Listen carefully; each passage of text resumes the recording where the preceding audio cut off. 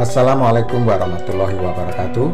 Bagaimana kabar sobat YouTube semua? Semoga dalam keadaan sehat dan bahagia selalu. Sobat YouTube, di video kali ini kita akan menguak jejak-jejak sejarah yang ada di Candi Tikus Trowulan Mojokerto. Namun sebelum kita lanjut video ini, bagi yang baru menemukan channel ini atau bagi yang belum subscribe, silahkan klik subscribe terlebih dahulu dan getarkan tanda loncengnya agar supaya sobat YouTube semua selalu mendapatkan notifikasi setiap kita upload video terbaru. Di Mojokerto banyak peninggalan bersejarah dari Kerajaan Majapahit. Keberadaan peninggalan bersejarah tersebut menjadi bukti betapa kayanya negeri kita ini di masa lalu. Salah satu peninggalan bersejarah di Mojokerto adalah Candi Tikus. Candi Tikus adalah sebuah peninggalan dari Kerajaan Majapahit yang bercorak Hindu yang terletak di Dukuh Dinuk, Desa Temon, Kecamatan Trowulan, Kabupaten Mojokerto, Jawa Timur. Candi Tikus ini jaraknya sekitar 13 km di sebelah tenggara kota Mojokerto. Patokannya dari Jalan Raya Mojokerto Jombang, tepat di perempatan Trowulan, belok ke timur, melewati kolam segaran dan sekitar 600 meter dari Candi Bajang Ratu. Posisinya ada di sebelah kiri jalan. Candi Tikus dibuka setiap hari dari pukul 8 pagi hingga pukul 4 sore waktu Indonesia bagian Barat. Dan untuk harga tiket masuk Candi Tikus adalah Rp3.000 per orang. Harga tersebut sewaktu-waktu bisa berubah tergantung kebijakan pihak pengelola. Di sekitar area Candi Tikus memiliki pemandangan yang sangat bagus.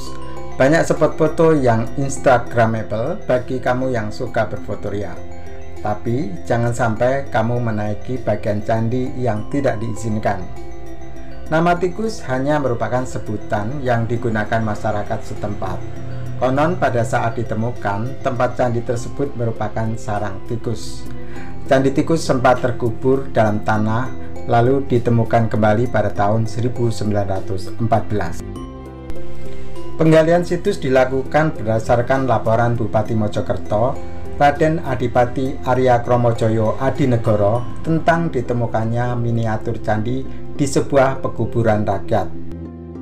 Pemugaran secara menyeluruh dilakukan pada tahun 1984 sampai dengan 1985.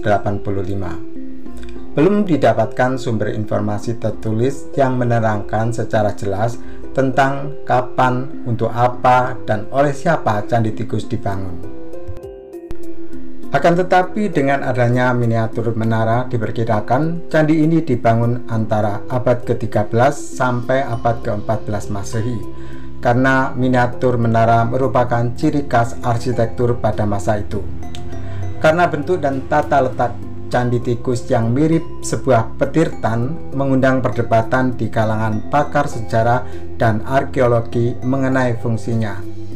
Ada pendapat yang menyebut candi ini berfungsi sebagai petirtan atau tempat mandi raja beserta keluarganya sebelum melaksanakan upacara keagamaan. Namun, ada pula yang berpendapat candi ini menjadi tempat penampungan air untuk keperluan penduduk Trowulan. Namun, menaranya yang berbentuk meru menimbulkan dugaan bahwa bangunan candi ini juga berfungsi sebagai tempat pemujaan. Bangunan Candi Tikus menyerupai sebuah petirtan berupa sebuah kolam dengan beberapa bangunan di dalamnya. Hampir seluruh bangunan berbentuk persegi 4 dengan ukuran 29,5 meter kali 28,25 meter. Ini terbuat dari batu bata merah. Arsitektur bangunan Candi Tikus terkenal unik dan mempunyai fungsi yang menarik. Salah satu daya tarik dari candi ini adalah letaknya berada di kedalaman 3,5 meter dari permukaan tanah. Selain itu, bangunan utama candi ini juga terletak di tengah kolam air yang cukup luas. Di permukaan paling atas terdapat selasar selebar sekitar 75 cm yang mengelilingi bangunan. Di sisi dalam turun sekitar 1 meter terdapat selasar yang lebih lebar mengelilingi tepi kolam. Pintu masuk ke candi terdapat di sisi utara, berupa tangga selasar 3,5 meter menuju ke dasar kolam. Di kiri dan kanan kaki tangga terdapat kolam berbentuk persegi 4 yang berukuran 3,5 meter x 2 meter dengan kedalaman 1,5 meter. Pada dinding luar masing-masing kolam berjajar 3 buah pancuran berbentuk padma atau teratai yang terbuat dari batu andesit. Tepat menghadap ke arah tangga, agak masuk ke sisi selatan, terdapat sebuah bangunan persegi 4 dengan ukuran 7,65 meter kali 7,65 meter. Di atas bangunan ini terdapat sebuah menara setinggi sekitar 2 meter dengan atap berbentuk meru dengan puncak datar. Menara yang terletak di tengah bangunan ini dikelilingi oleh 8 menara sejenis yang berukuran lebih kecil.